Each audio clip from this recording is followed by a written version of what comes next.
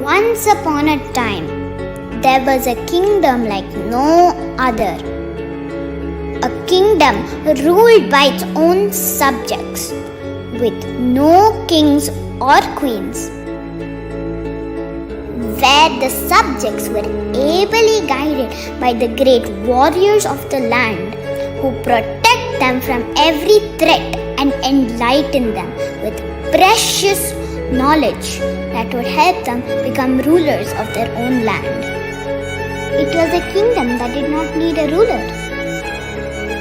When the people of this kingdom wish to play, they make their own toys.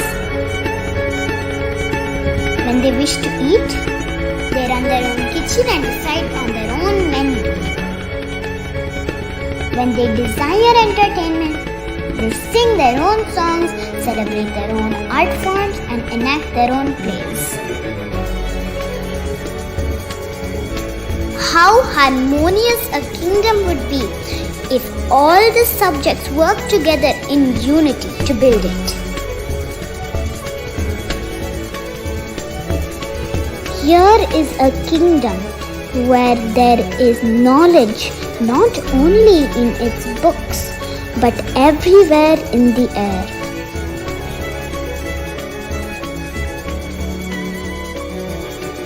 Here is a kingdom where responsibility is learned and shared.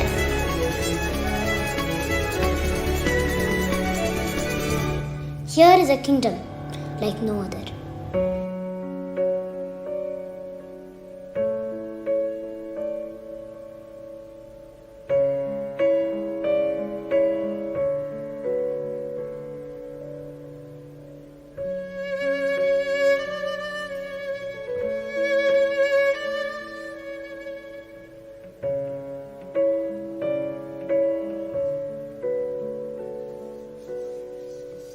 Thank you, Nishanti, and thank you, Dhruv, for that wonderful introduction. We are Thank very you. excited to listen to all that you have to share with all of our viewers, and the stage is yours.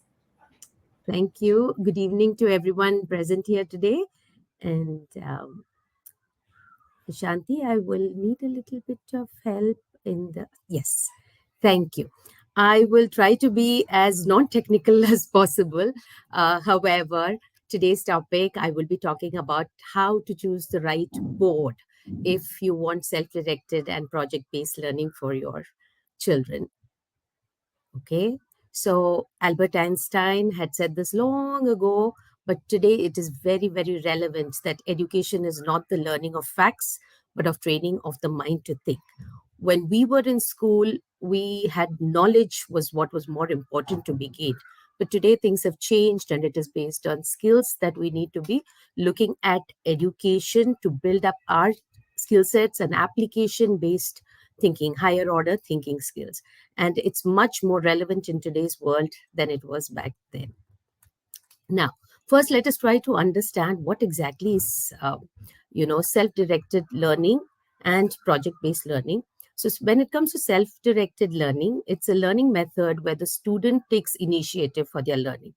This includes selecting, managing, and assessing their own learning activities, setting their own goals.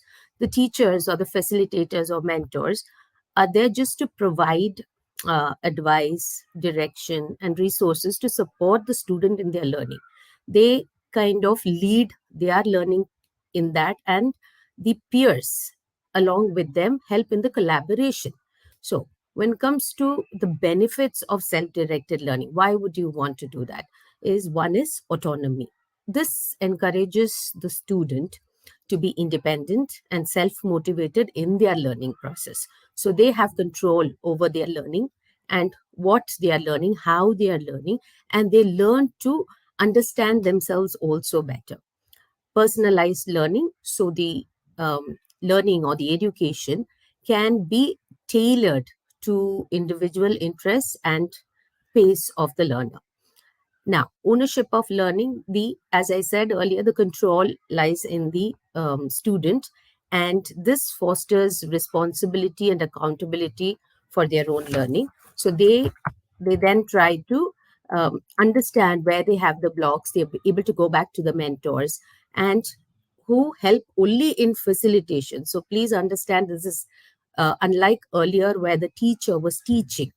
They gain knowledge from the teacher. Today, the self-directed learning makes them responsible for their own learning, the student. Okay.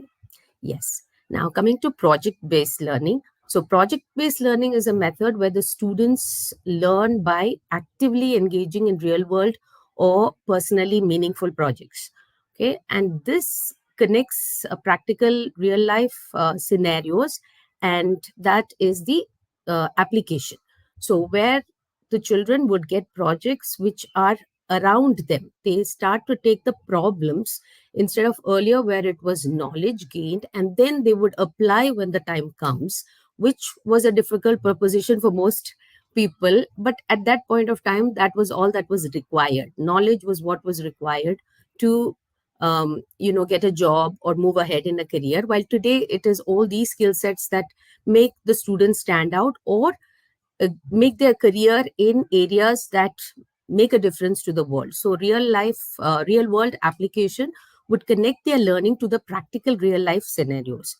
And critical thinking, this develops problem solving and analytical skills in students because they are having real problems to solve, and they will try to figure out ways to do it, which in turn neurologically also helps them in their learning process to find solutions to other problems that we call as textbook problems, which is relevant only for the exam. Collaboration.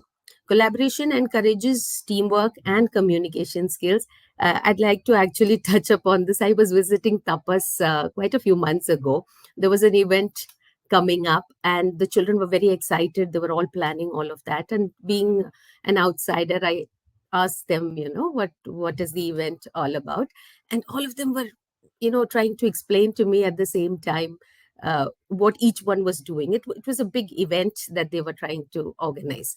And very, very subtly and gently, the facilitator there took that teachable opportunity to actually guide the children on how they could communicate this better to a third person to be able to understand, for me to understand what exactly the event was and what these children were doing.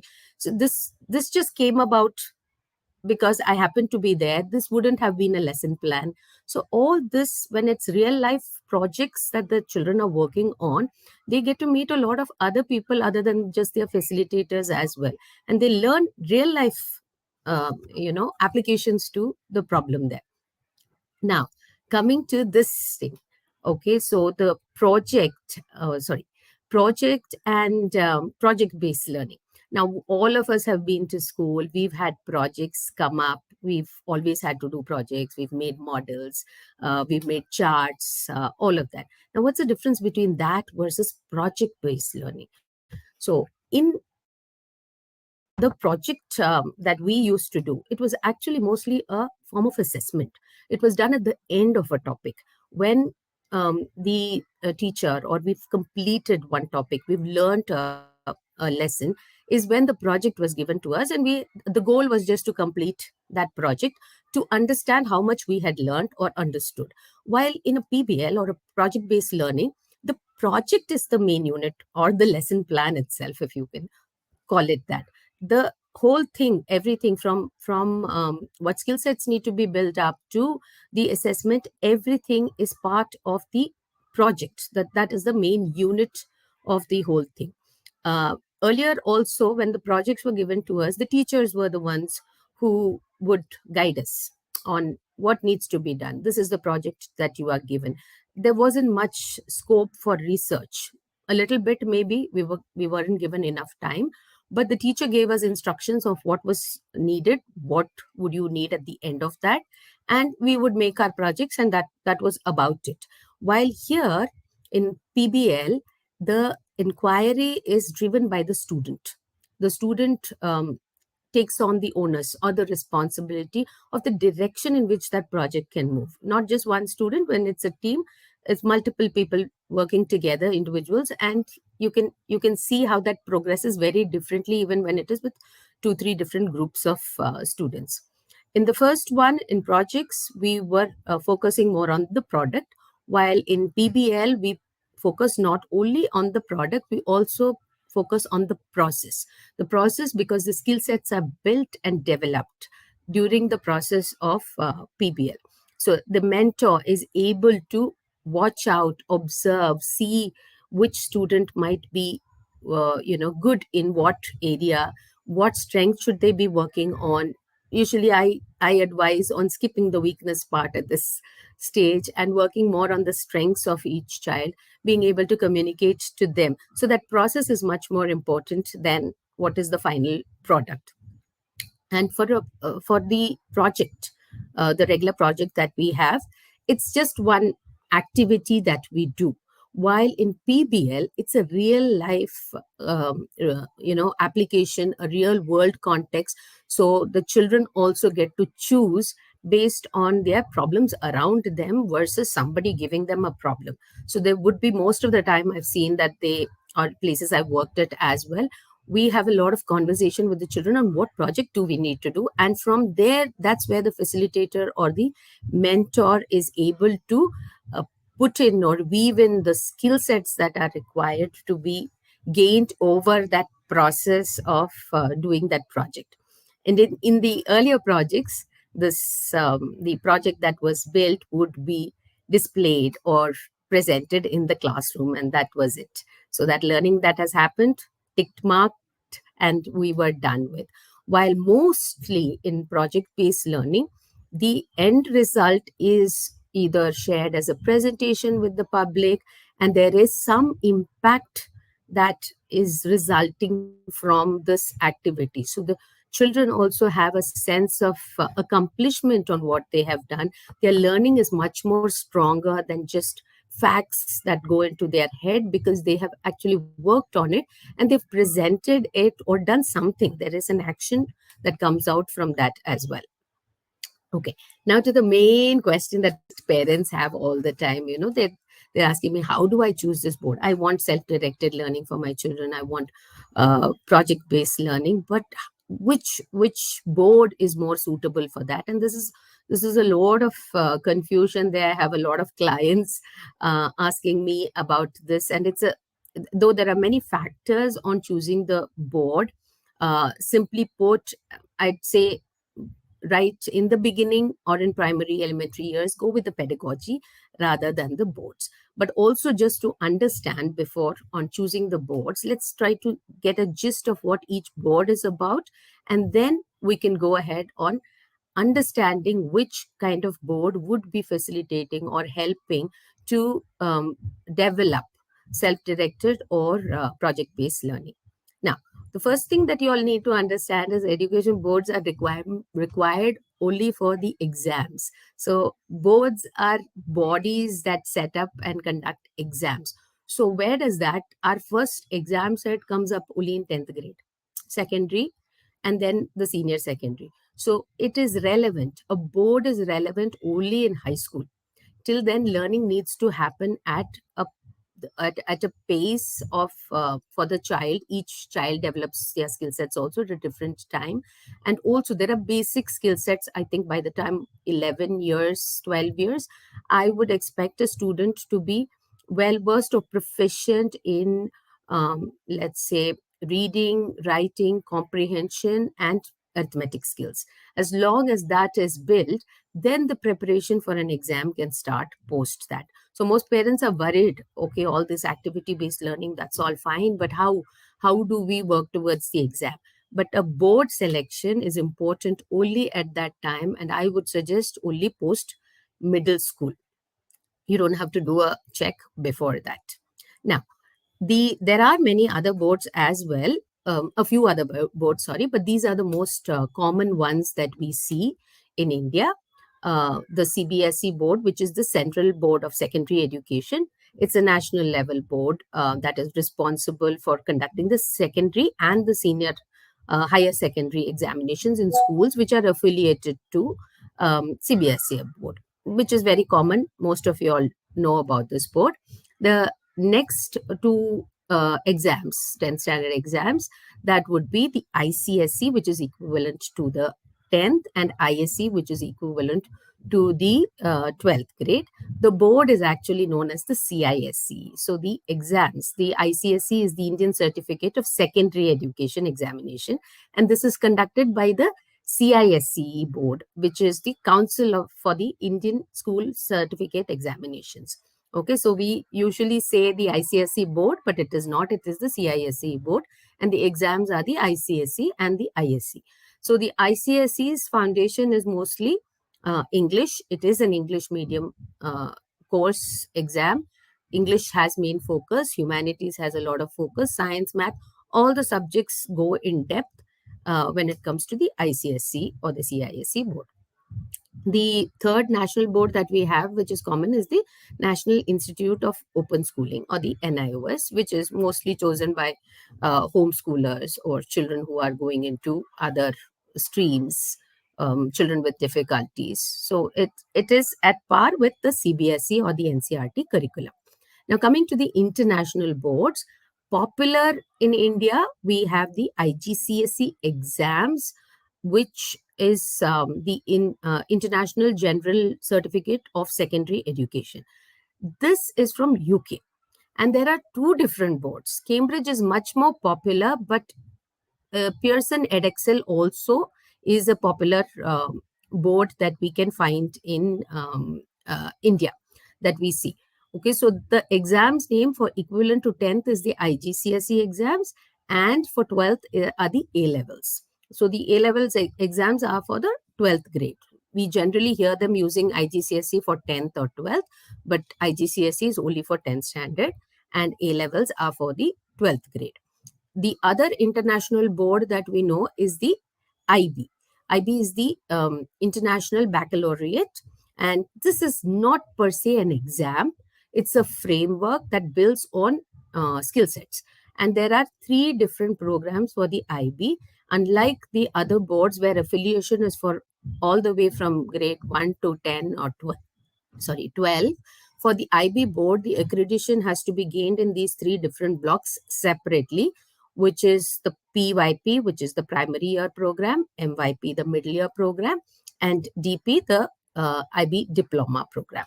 So the PYP, the primary year, and the MYP, the middle year program, focuses on mainly on the skill sets of inquiry-based learning, interdisciplinary study, and development of global citizenship. So the learner profiles are very important throughout the IB program as well. While the IB diploma is a very rigorous 2-year course which emphasizes on critical thinking, research skills, and international mindedness. So you must understand that the IB is not an exam per se. It's more of a framework to build up skill sets, and it's more customized to each individual and how their learning happens. It's a wonderful board that way. Now, again, back to the question of how to choose the board. So generally, we were talking about the self-directed learning and project-based learning. None of the boards, including the Indian boards, promote rote learning or studying for the exam. The base is, if you go to the vision and mission of all the boards, the CBSE or the CISE, all of them state that learning should happen experientially. Children should be good human beings. A holistic development is what they're looking at, and the pedagogy is left to the school to be done. So, I mean, more than the board, I would think you need to identify with the pedagogy.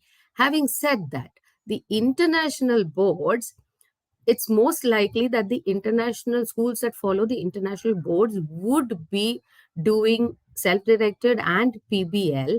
The reason being the assessment. The assessment of these exams force the schools to be able to do this, otherwise those exams cannot be taken. So our exams, most of the Indian board exams, though there might be a couple of application based questions, is mainly still a question answer based. Okay, so learning can happen, child can be good at it and still focus on how to put down the answers for the exam towards the last 2 years. While when it comes to the IB board or to the IGCSE and the A levels, the question papers or the assessments are very much application based. totally application based, which means that they cannot just learn definitions, formula, get 2 marks for that. That's not possible in the international boards. Most of that is given to you. It requires the student to make use of their mind and apply. Even among the two, I would still go ahead and say that in the Indian system and also developing skill sets, I would choose the UK curriculum. The reason being, the UK curriculum also has a structured curriculum, so it's easy to build skill sets and also keep track of the learning goals that are coming up, while IB is a little more focused more only on the skill sets rather than the content, which for Indians and future, when you look at college admissions and the college courses, might be slightly difficult to continue in India. It's a lovely um, board, by the way. However, this challenge might exist. So at one shot, if you ask me, maybe the IGCSE A levels would be a good bet to, or schools following this, purely this, to focus on for parents if you're looking for project based or self directed learning. However, having said that, there are also some schools in Bangalore which follow the Indian curriculum or one of the Indian boards and still manage to do the same. But they're very few in number.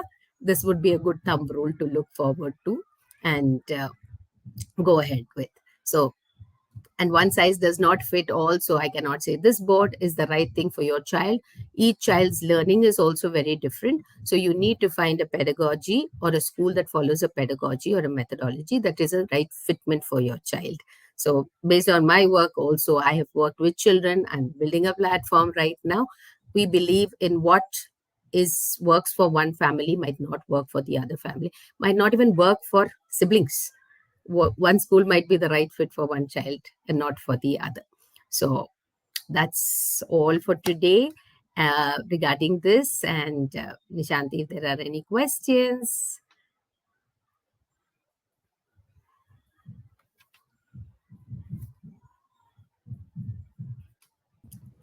I'm so sorry. Thank you so much for this wonderfully informative session. I think you touched upon some of the very important queries that most parents have. Considering self directed learning or child led learning has been something sought after in the last few years, especially after COVID. I think parents suddenly saw how children were learning and True. connected back to how they learned. True. So they suddenly we see that parents are looking for this more progressive, experiential, child-led, hands-on. All of these scenarios have suddenly become important. So in this scenario, what I would like to know from you is, what is it that parents, what are the top three things that parents should think about when they're choosing a school? Okay. So actually, even pre-COVID, they had this in mind. They wanted something different for their child. So we usually at Edit, we talk about this often. We say the parent knows what they don't want. They don't want the same education system that they had, but they don't know what they want. What are they supposed to look for is what they have not, understood, or they're looking around for help. But yes, COVID and online learning, at least they were able to see what was happening, and even there they could figure out, oh, this is not working, this is working. Even online education is not working, is what many parents do tell me, that when I even of give them an option of online schools when they're looking for something different, they say no, online didn't work for me when COVID happened. But that was very different from schools which are online. Now, parents, what should they be looking for? First thing, don't look for a board in grade 1. Don't look for it. In grade 1 or in primary school, like I said, the base, the foundational skill sets in numeracy, literacy, and the other skill sets, the comprehension, all that needs to be built up there. So you need to find a school first thing when you are looking for. I'm not even going to the pre-primary because that's a totally different, or if you want me to touch upon it, I will after this. Okay, so in primary school, the first thing that they need to see is that besides the board, what is the school doing? Does this align with what you think is education? Do you want this for your child? Second, is this building up the skill sets up to grade 5? You can do a research, you can talk to the coordinator and the head of the school to understand how these skill sets are built up. Okay, because many even again, alternative space is a word that is vaguely thrown around, but schools that are different from the conventional, many parents after they are in a few years is when they realize, oh my god, exams, how is my child going to prepare? I like this, they're very happy in the school, they're learning some things, but it doesn't give them any tangible results, and that's absolutely okay. So parents, don't worry about that part. As long as you see that learning is going to be happening, and the founders or the heads of that space seem knowledgeable to you, are able to answer your questions, reassure you that your child is in safe hands, and any other query that you have, if they are able to. So that is my third one. The heads, the people running the space, that is what you need to be looking at, their experience. Most parents have a gut feeling when you speak to the so to the team, actually. I mean, because most of the spaces like this, the team works together, it is not just one head. Even the head is actually holding them together. The team is who runs the show. So if you're looking for something like that, these 3 points are the ones that you need to be looking at, and mainly the person running the team that runs the, even if the team leaves, if the head has the same vision, and you see that most of them who are present at this point of time have a similar vision, they will be able to replace the facilitator. I mean, Bangalore attrition rate is very high, personal reasons also, but they will be able to replace with similar minded people. So parents just need to look at that in the primary level, and then make that board choice much later at middle school. So, would it be advisable for a parent to look at two different schools? Because when we're talking about till fifth grade, that it's okay to be part of any school, but after that, they need to look at a board. Would that be advisable? So that mostly depends on the child. Most often I have seen that, like I said, these alternative schools or spaces choose a board which is flexible enough for every kind of learner. However, there are a few parents who are very particular when it comes to higher grades, that I need my child to go into this path of professional competitive exams. Okay, personally, I might not be the person doing that, but I cannot blame a parent looking at something like that. That parent continuing in the same school would just be turmoil and aggression both ways. I've heard so many complaints up and down, because the parents feel that you're not preparing, or the school is not preparing the child for life, because they believe that competition is what drives it. Okay, but I personally don't believe it. But if that is what they believe, that is also the culture that is being this thing, that home. So they are talking about such things, the child is going to be totally confused. In that case, it is better to move, which will prepare the child for something like that, for the school as well as for the family and the child. I would rather look at the child at that point of time than looking at what do we want or what do we think is the right thing.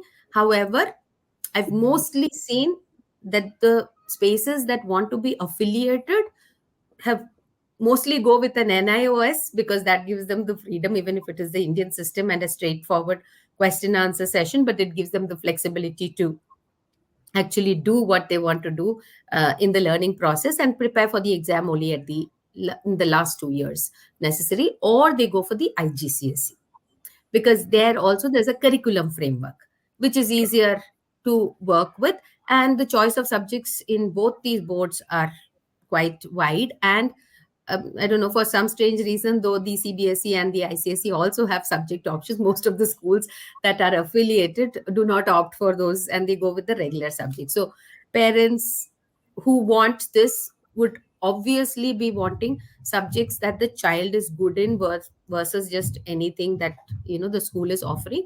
So they will be more open to these two boards. Okay, great. You briefly spoke about parents thinking about, are the children future ready? Are they able to become a part of the society? So, if again you can list down three skills that parents need to look out for in any school that the child is developing over the years, which will make them uh, ready Ready. for the world out there. Okay. So I did say that. However, what I have seen in my experience is most of the parents don't understand that the future is not something that we know, or what skills are required. For them, they still think that the safe option for the child, and this is a larger number. However, I see the numbers growing in spaces like Bangalore, Mumbai, but not fast enough, I would say, because they think that the competitive exams and the age old what career options we thought of are the is the way to go, which is not the case. Now when I say future ready, we need to get the children ready for a future that we also have no clue about. So that is exactly why skills need to be built up. So it's not just three. When you say the critical thinking, the analytical skill sets, finding out what drives them, what they're passionate about. You could be a wildlife photographer and do very well. You are happy about it. Music technology, sound technology. You don't have to be a musician for that. Musician is an added advantage. One of my sons did that. The other one's a sports enthusiast. So when we talk about career options, we tend to think, our generation tends to think of only one. So there's a silo there. In fact, when it comes to career, so when you say sports and music, they only think of performance. But Correct. these industries have so many other people and teams working, you know, together to make that thing happen. The event that we are watching, an IPL or a performance at one of the events, there's so many other people there, right? And nobody thinks that that could be what your child could be doing very happily. They don't want to be on the stage, but they're part of the, and they're the main person probably, handling the back end team there. So I think those skill sets of having to be able to adapt soon when something happens, that all that comes in the critical thinking and the analytical skills, all that. When you work with, what happens is when you're working with PBL, the children naturally develop this, to look at things around them and those problems and see what is the solution. Exam is a problem then, when it comes. So they work around it using their skill sets. How do I prepare for that exam? I might not like to really learn this part and sit in, but I have to do it. So what do I do? What is the quickest way for me to do that? One child might have some mnemonics that they will build up. Another child might find it better to continue reading it and um, retain the information in their mind to be able to put that. I have friends who are doing workshop for children on how to make your notes, how sketching helps. So this depends on the child. How do you prepare for an exam is another skill set. That's your problem, right? So parents need to be looking at schools. Don't look at the boards per se at any point of time. Look at the skill sets that they are building up. Most schools that are working on skill sets are working on similar skill sets, but they do it differently. That is where you need to see if you align to the philosophy of the space. But I think these basic skill sets are in place. You talk to them, and parents, if you can be in a school environment, okay, if you can visit the school, even if you're going to the office part when the school is running, you can make a sense of how the school is running and how the children are in that space. That will give you an idea. If they're happily working on different things there, that's a school that you need to be looking at if you're looking for something like this. Thank you so much for these valuable inputs. I think the way that we're looking at it is, for every parent, there are these so many questions that you're constantly thinking of before you're looking at your child starting school, because it's a long journey of 10, 12 years. Yes. And so they don't know the starting point. We're always questioning as to what do I look for? Hmm. And I'm sure I'm hoping that these are things that will help them in understanding how to make that decision. We do have a query here. Niharika asked, how is the transition from IGCSE to Indian competitive exams? Okay. So it's not that as hard as people had made it out to be, because the IGCSE also at grade 11 and 12, which is the A levels, covers all the same topics that the CBSE and the ICSE cover, which is what is the base requirement for a competitive exam. Post that, how to tackle the competitive exam is a different ball game for CBSE, ICSE, or ISC, or IGCSE A levels, right? Because it's not the same pattern. Topics are the same, foundation is built as far as the content goes. Now, how do you prepare for the exam? We have all these either schools or other bodies that used to support this exam preparation, competitive exam preparation, but they came from where all the schools were following a very similar a conventional mode. But today there is more awareness about IGCSE in particular, rather than the IB, because it's very different. The IGCSE, and there are these very same companies are helping IGCSE or A level students to prepare for the competitive exams. Now, the reason I will tell you again, in our Indian mode, there's no use of calculator. So the children are used to mentally working on the arithmetic, okay, which also helps in certain learning. I've seen some IGCSE schools, the calculator is allowed for the exam.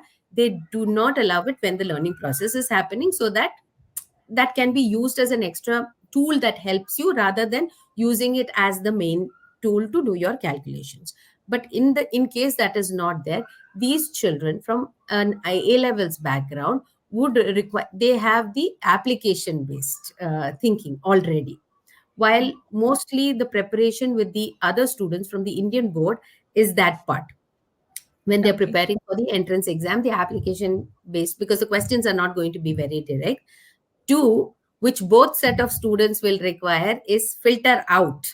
You cannot sit in, there's no time enough to sit and do the sum and find the answer and then choose which one of those is the right answer. So how do you look at it quickly enough? This sort of critical thinking is already there in the IGCSE. So they don't need too much preparation for that. They need preparation in the other skill sets which are developed in the Indian programs. So there are companies today that are helping these international school students to be preparing for the competitive exam. So content wise, nothing to worry at all. So it's not going to be it's going to be equally difficult. So this is a hurdle that has to be crossed. That is definitely there, and there is a lot of hard work that is involved. But the hard work is just, the approach needs to be different, and but the effort put in is the same. So that's possible. But from IB, I would not suggest, because the IBDP program is very different. And that would not only mean losing a whole year, they need a gap year, mind shift to be able to tackle competitive exams. But from an IGCSE A levels, it's possible. Great. Thank you so much, Sandhya. I think that is all that we had, and you've given us a lot of information, and hoping that this will help parents understand and make their decision a little bit more easier. Again, thank you so much for being part of Tapas Project, Shala, Thank and you. we hope to Thank you for connect having soon. me. Whatever queries that we have, we will connect with you and share them over email. And Sure. anything else that you want to respond, we would love for you to share it with the viewers, whatever they have asked for. Oh, And at the email, right? Yes, I will be doing that. And it is always lovely to meet all of you all actually at Tapas. I've always, whenever I've visited, also, I've had a wonderful time. And I wish all of you all the best. And this need not be a very, nerve wracking decision for the parents. I think you all need to be calm. I think those skill sets are not present in the parents. And that is where they're much more worried about the children. I think just take some time, take a deep breath, do a little bit of research yourself, and you all will all be good to find the right school for your children. Thank you. Thank you so much.